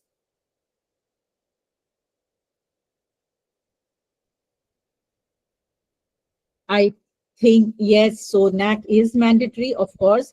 Any new program that you start for, I remember when even our institution, when we were there at time, there was a delay because the NAAC was unsure whether we will go in with the new system or the old system. And we had filed our IIQA. And at that time, we were told that, okay, if you have filed your IIQA, you submit your IIQA. On the basis of that, we were an autonomous institution, but even we needed to submit that to the parent body, the university, so that we could get the permission to start new programs. Very, very essential. The NAAC grade is also essential for getting grants. Any grant, that whether it is under RUSA, whether it is under MHRD, any grants, or whether it is under the Madan Mohan Malviya scheme, any grant that you apply for, your NAAC grade is very, very essential. It has to be there on the website. Government scholarships, of course. Then whenever you have companies coming for placements, they do inquire about your NAAC. The credibility of the institution rises. You want to go in for international collaborations or national linkages, the NAAC score is, no one will want to come to an institution which is not accredited or which does not have a good parameter of accreditation. You want to get an autonomous status, an empowered autonomous status. You want to become a deemed university. For all that, your NAAC, because each time you you move on in the milestone, your eligibility becomes better and better. Government funds, like I said, and what happens now with the NEP 2020, the students are there is a lateral entry which is possible. That is also where NAAC accreditation comes in very useful, because when the students go for lateral entry, they will see institutions of similar parameters. So again, NAAC accreditation is extremely helpful over there. I think I've touched upon all of the parameters which are listed over here, but you can always ask me questions later on if you wish to. We can go on to the next slide otherwise.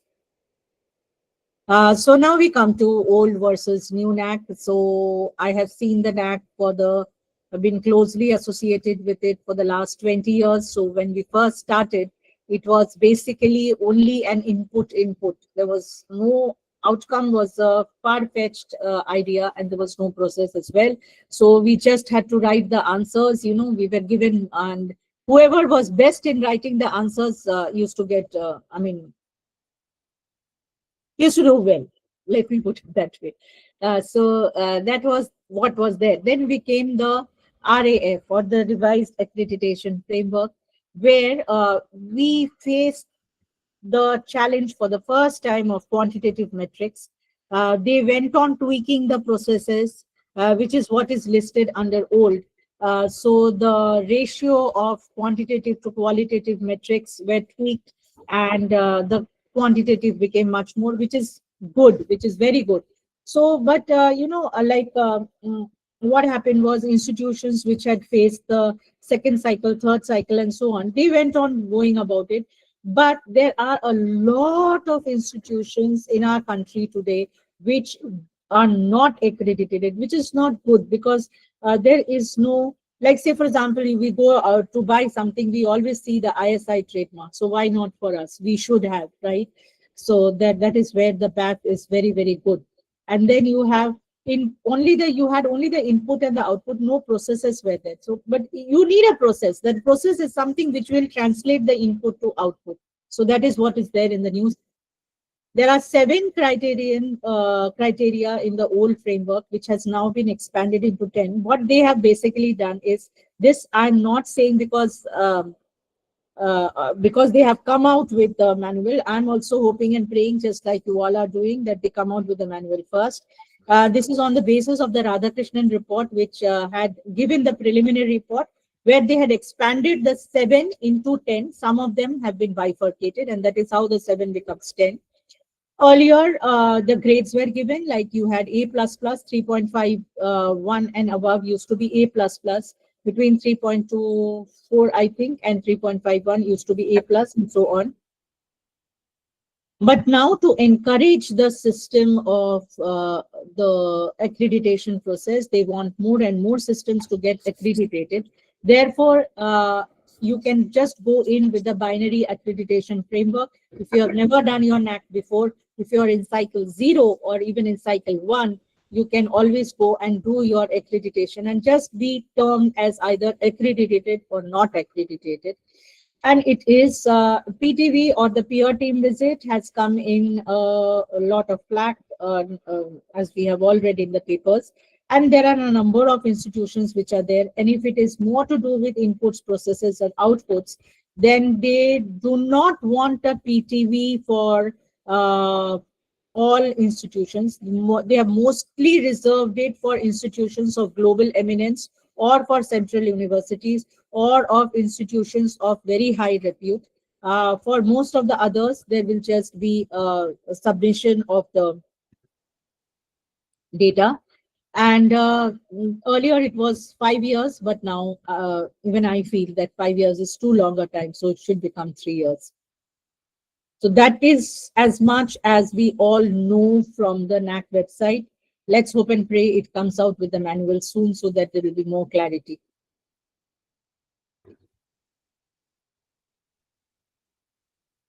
So we can go on to the next. I think, Yeah. ma'am, please. I'll take it this over. So thank you so much, ma'am, for this enriching and insightful walkthrough over the outcome-based education. And this has actually given us, a clear understanding that how OBE helps colleges align their academic systems with the measurable outcomes. And finally, we can ensure that the real and demonstrable learning among the students. So, this is exactly where the Luneblaze steps in as a partner in this journey. And for our 8 years, we have been working closely with the higher education institutions, helping them, bring the frameworks like NEP, NAAC, or outcome-based education into the practical and the outcome-driven, the implementation. So we are offering a complete end-to-end solution that simplifies every aspect of the OBE, from curriculum mapping and attainment tracking to the documentation, audits, and the reviews. So our platform, provides access to ready-to-use policy, framework templates, enables colleges to organize and maintain the evidences efficiently, and support the workflow tracking for the academic and administrative terms. In addition, as we have hold this OBE, the webinar today, we will be conducting these webinars on a monthly basis, and we do have the regular review meetings, the mock audits, to finally help the colleges stay aligned with the OBE and the NAAC expectations. So, in short, Luneblaze helps the colleges move beyond the compliances, building systems that, the outcome-based practices, ensuring that these are meaningful, measurable, and truly transformative. So right here on the screen, we are sharing a direct link which you can use to create your free demo account and access what we are, offering. So coming to the next slide, we are proud to share that we are a partner for around 50 plus institutions. Some of the renowned institutions listed over here, like India Group of Institutions, Institute of Teachers Education, CBS College of Pharmacy and Technology, Aravali Group of Institutions, PTLR Group of Institutions, and much more across India. So we definitely look forward to extending the same level of commitment and support to your institution as well, helping you make your outcome-based education and the accreditation journey structured, seamless, and impactful. If you'd like to know more and explore how Luneblaze can support you, we'd be delighted to connect with you. So coming over here, as you know that we are having the webinar today on the outcome-based education. So moving ahead in the coming month in December, we will be having the next webinar on the COPO mapping. So we warmly invite you again to join us for this webinar. It promises to be equally insightful, enriching, offering a deep dive into one of the most essential components of the outcome-based education framework. So definitely you should do mark your calendars, and we look forward to seeing you again with the same enthusiasm and commitment to advancing quality and the excellence in higher education. So moving ahead, the stage is now open for all the question answers, and we'll be now unmuting yourself. But before we do so, we have a few questions in the chat section that I would like to read out, and ma'am can answer them one by one. Yeah. So yeah, there are a few questions related to the feedback link that will be definitely posted in the WhatsApp group. You can access from there. And moving ahead, Ms. Vandana is asking, I want to ask one basic question. Learners are having good intelligence, but teachers have technique to teach in their own old methods, which already has, given minimum outcomes. So today, even after new education policy outcomes is minimum, what is the solution? I'm also allowing everyone to unmute. Ma'am, I had already specified earlier that if you want to be a good educator, then the first thing that we need to do is to adapt ourselves to the changing environment. Unless we do that, unless we acknowledge the fact that there is still something for us to learn as well, we will never be able to evolve. And if we don't evolve, if learning never stops, ma'am. If we have just done OBE, which says that it is a lifelong process. So the same applies for us as well. Yeah. Okay, Vanda ma'am, do you want to discuss anything? You can please unmute yourself.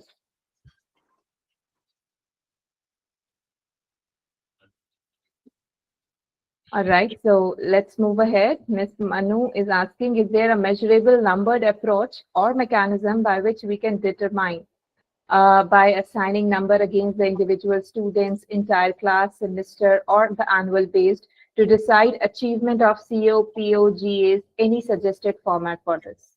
Yes, there is. I think ma'am has already told you that we will be having the next webinar on COPO mapping. Ma'am, I think we should not be opening the Pandora's box. I'm sure today is Saturday evening. So if we open it, we will be sitting here for the next 3 hours again. Yeah, I had a question actually. Yes, sir. So regarding how to incorporate the research factor in the outcome based learning. Yes, sir. Yes, sir. Can you be more specific? Like what I'm trying to ask is that how to utilize the the research activities, the classes. Yes. So Outcome. yeah. So what you can do is when you design the course content, then in the course content you can keep one part which is the conceptual base of say whatever topic you need to cover in that, and then the second part, maybe if there are 3 units, so Sir, you can please keep yourself on mute. There is some disturbance.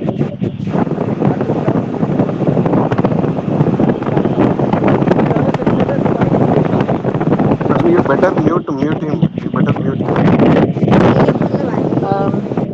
Just a minute. Sorry for the disturbance. We can continue.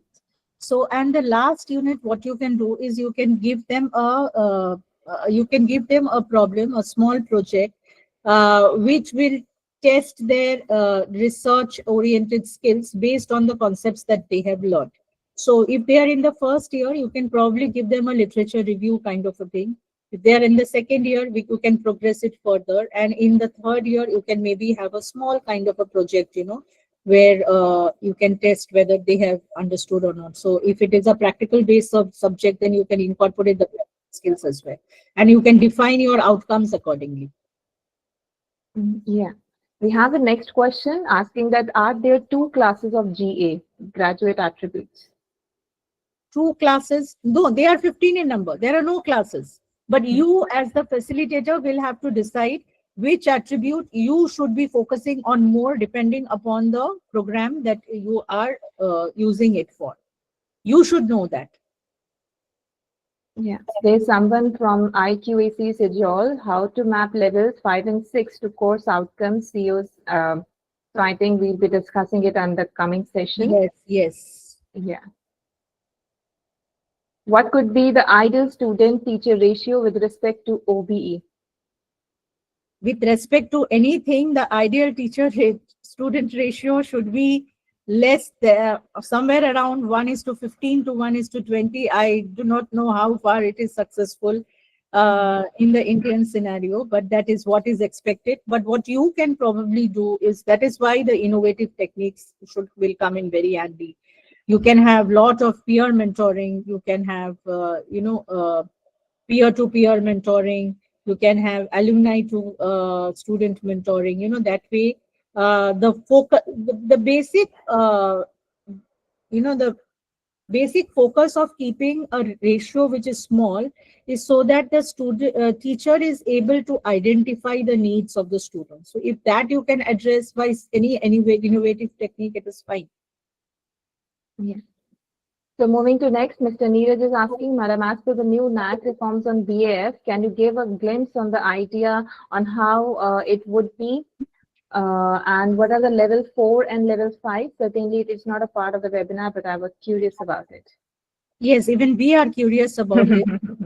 But I think it would be inappropriate for me to say anything at this stage, especially when no official document is out yet.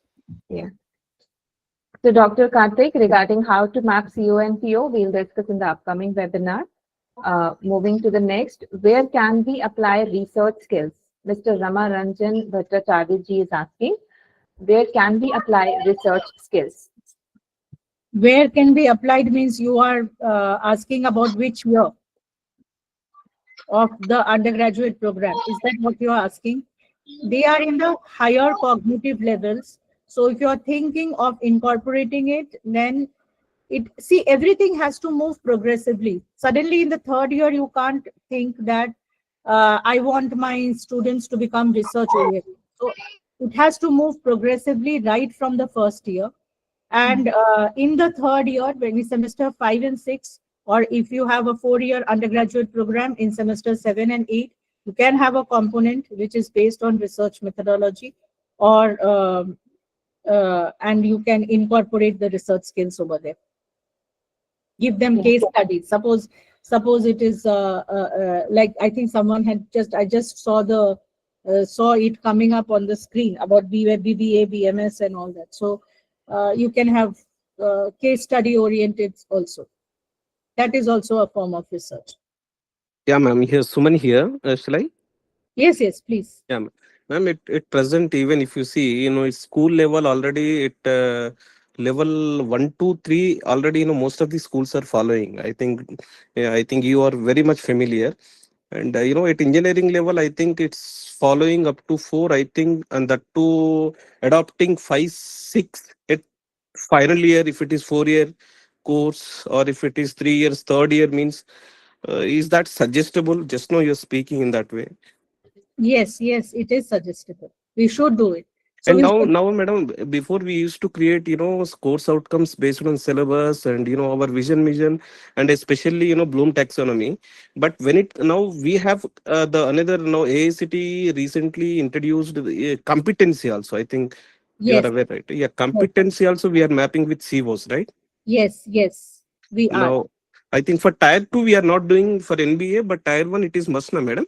Yes, so actually the whole concept of a OBE has come mainly from the NBA accreditation system.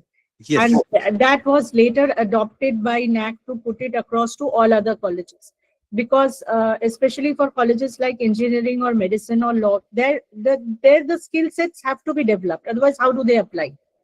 So all the NSQF and all that were there, the alignment has mainly come from there, which has now been adopted across all institutions, across all streams. Yes, sir. Yeah, and ma'am, apart from this, when it comes to laboratories, any practical courses, I think these courses outcomes are not should not map with Bloom taxonomy. What I feel, because these are not cognitive level. I think these are the affective and psychomotor level, I guess. Is that Yes, in a sense, yes, it is psychomotor. But then, even if it is psychomotor, I need to apply the concept to deduce the result of my of whatever I'm performing as the experiment. Mhm, So mhm.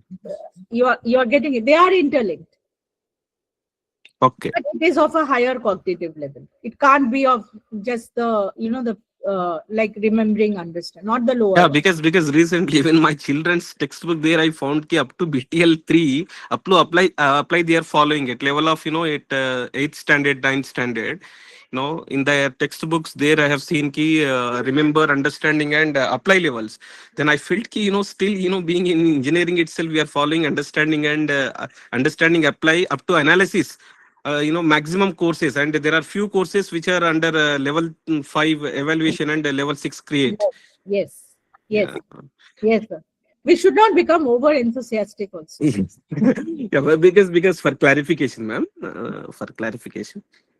Thank you. Very, very informative session, madam. And I really felt very happy. And definitely, we are eagerly waiting for, COs mapping with POs, because most of the, wherever we browse in websites, right, we used to see some institutions are mapping COs with all POs. Some institutions are mapping up to 5 out of 12. Some institution, if it is tier 1, up to, there will be 11 POs, right? They will be mapping 3, 2, like that. There are many glimpses are there, and we are eagerly Definitely. waiting, soon in the month of December, right? And we Definitely. definitely So in attend the your month of session. December, we'll be having this session. Yeah, yeah, yeah. Yeah. Thank you so much for your time. Let's move to the next question. Can research be used in continuous outcome measurement? Uh, Whoever has asked this question, can you be a little more specific in what exactly you want Mr. to ask? Rama Bhattacharya, who asked about the research skills, so he asked the same I question. think So, I answered about the research skills. So, what is it exactly that he wants to know more? I don't know. yeah, no worries. No, so maybe you can be more specific. So next is Mr. Imran Khan. How can we get detailed information about the OBE from a book written on interpretations of NEP 2020? Could you please tell a book if authored so? Yes, yes, yes. There are 3 books which have been circulated by UGC. Ma'am, I will let you know the titles of the books. You can share Sure. with them Sure, on definitely, the webinar group. Yes. definitely. Ma'am, outcome-based education and competency-based education, both are same or different? The outcome-based education is mapping your skills. Skills are nothing but competencies. So they are interlinked. All right, so let's move to the next question. Um, is there a measure? Sorry, I think we've done with that. I want to ask a basic question. This is also done. Like, okay, so BBA, BBA International Businesses, BBA FinTech are to be considered as same for POs or different POs? No, no, the POs will remain the same. See, you will still have scientific reasoning and communication skills and leadership and analytical reasoning and all this. They will remain the same. The graduate attributes will remain the same. So what's wrong in traditional method of learning? Finally, it is still we are following exam-based learning. Yeah, but we need to change, right? We need to change. Unless we acknowledge that there is a need to change, we will never change. So we need to change. So let us acknowledge that first, that yes, we need to change. Only then the change will come. See, there's nothing wrong totally with that system, but except that we need to adapt ourselves more to the changes which have come in the environment, which we have now. That's what is. It's not wrong, but it is inappropriate. It's criminal that we do not. What is the point in studying if I do not know how to apply what I have studied in my workspace? If I have to study again, would I like it if today if I go and take up a job and again I have to study, sit down and study all the same things over and over again? How to apply? That's not right, right? So that's the reason we need to change and we need to adapt. So could you please elaborate on attainment of objectives and measurement? I think, ma'am, they are too eager to know something about the future, but we cannot do it in this seminar. Yeah.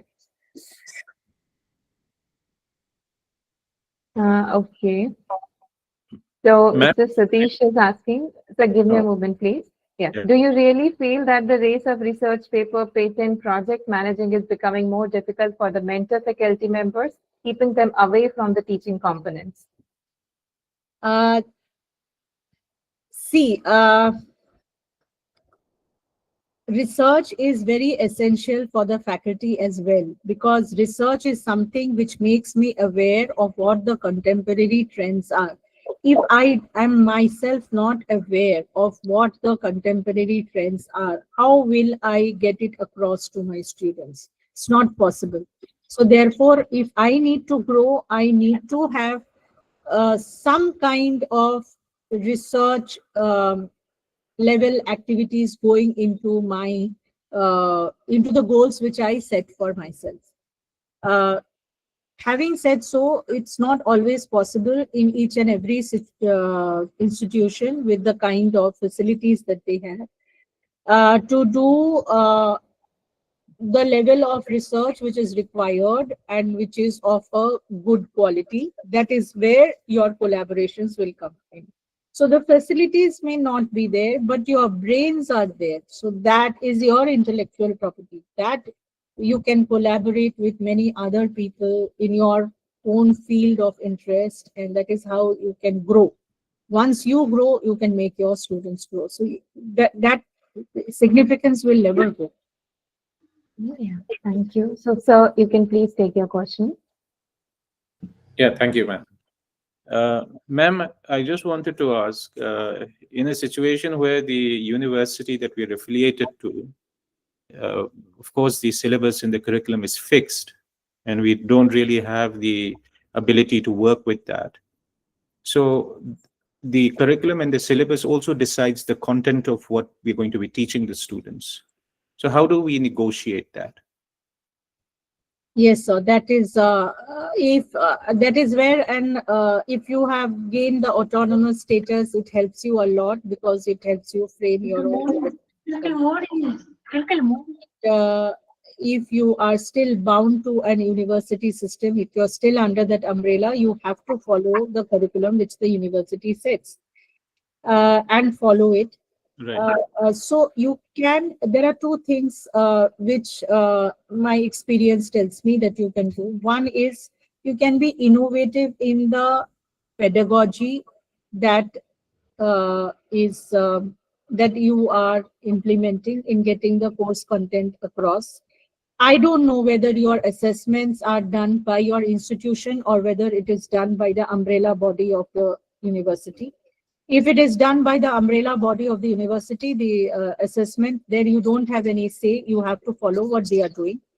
If it is not done by them and only the course content is what they are asking you to follow, then you can just be extremely innovative in your pedagogy, and you can be innovative in your assessments also. If nothing is available to you, that means your course content comes from them and your assessments are also done by the umbrella body. In that case, you can hold certificate courses which are designed by you, which are an addendum to the course content. So these can be market driven, these can be contemporary. Okay. All right. All right. And ma'am, there is a criteria in the NAAC assessment process where we are given points for curriculum flexibility. Mm-hmm. What happens to colleges that don't have that freedom? So we just don't get to score marks on that parameter?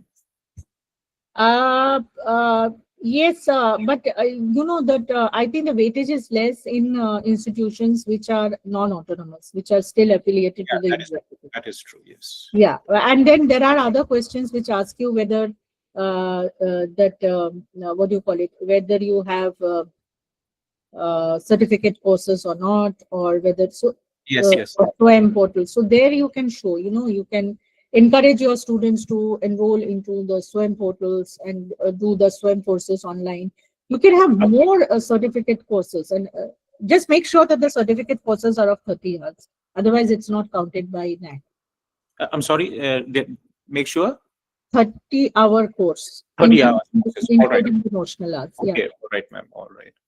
Okay, thank you, ma'am. Very informative session. Thank you. Thank so you. Thank you. Yeah, thank you. So any other questions, please let us know in the chat section, or you can unmute. We have 3 hands raised. Ms. Deepika has raised her hand. Mr. Imran is there and Mr. Gulshan Sagar is there. Anything to discuss from you three, please let us know. Ma'am, Gulshan Sagar, this is hello. Yes, sir.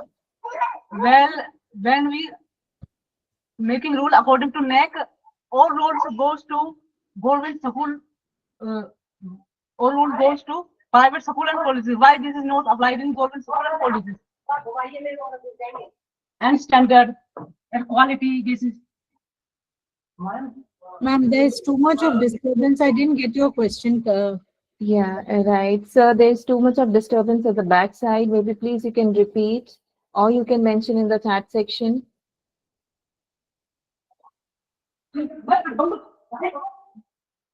Sir, can you go to a silent place, please?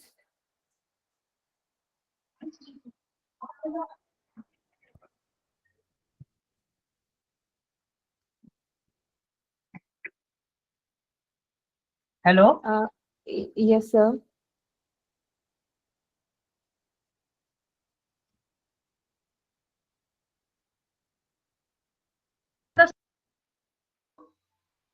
Hello.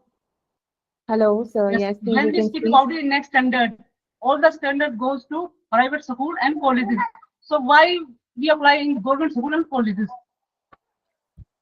Okay, I think the question is about everything goes to private schools and colleges. So Why what not? about the government schools and colleges? Yeah.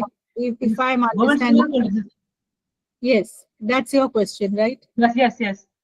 So you mean to say that they are more privileged, the private Yes, schools? government school. Because mostly students come from our villages and semi sectors which have to need. So there is a big gap between the education standard and the students. Yes. So that is how your strategy of how you are going to deal with that set of students and what kind of technique that you are going to adopt will define how you can better your standards. And I have also some response and feedback that village students is also more intelligent and experience and quality than the sectors and the Agree. students. Agree. Like Dr. B.R. Ambedkar, we have a more we belong to village, but we have a more degrees, 32 Yes. degree and 11 languages, and also other scholars. So ma'am, what I would suggest is like I think we should mute now. Yeah. It's creating disturbances. I think that is a question. That is something which all of you need to understand. Is the OBE is a broad-based parameter. You have to adopt the OBE according to your strengths. So you have to adapt it so that your strengths become more strong or stronger, rather. That is a better word. And work upon your weaknesses. That is how you are going to excel. So every institution will have, whether it is in the village, that is why it was written that it will not be done in the same way and at the same time, and the college and the institution is going to set the parameters. That is what I meant over there. So a college or institution which is there in a tier 1 city, in an urban locality, will not be the same as the college and institution in the tier 1 city, but in the suburbs will not be the same as the college and institution which will be in the rural sector or something which will be in the interiors. So, but every college will have certain strengths. So you have to work upon those strengths and you have to innovate accordingly. Yeah. So, we have one last question. Should NAAC accreditations be made mandatory for institutions? As many institutions in our country are yet to be accredited, your opinion on this, please.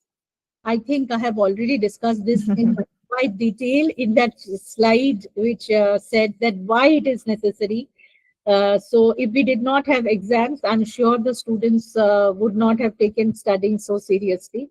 So if we do not, NAAC is an exam for us, which is supposed to be a process in continuum. So let us also see that we do our job well, which we are already doing, but we can always try and become better and better. So Definitely. we also feel happy when we get a good grade. Yeah. So anyone who is left with discussing any of the questions can please use this contact number and the email address, and you can ask your questions. So finally, let's bring the session to an end, and we firstly extend our heartfelt gratitude to the Professor Dr. Srila Dasgupta for sharing such valuable insights on and the practical perspectives on outcome-based education plus the NAAC. So, ma'am, your expertise has truly illuminated how colleges can align academic students, teaching methods, and assessment with the measurable outcomes. Finally creating a learning environment that drives both quality and the accountability. A special word of thanks goes to all the participants for joining us today. Your engagement and the enthusiasm have made this session more truly meaningful. We hope today's discussion has given you greater clarity and confidence to implement OBE in your institutions with purpose and precision. So before we wrap up, this is just a gentle reminder. Please take a moment to share your feedback through the link shared in the chat section. If in case you are unable to access that link, don't worry, it will be forwarded in the WhatsApp group too. It will help us. Your suggestions will help us, to make every session more relevant and impactful. Also, regarding your participation certificates, it will be mailed to you on the registered email IDs in the coming week. The recording for this webinar can also be accessed in the coming week. Details will be provided to you in the WhatsApp group. So finally, at Luneblaze, we remain committed to supporting all the higher educations, whether it's through the guidance of OBE, COPO mapping, or the NAAC processes.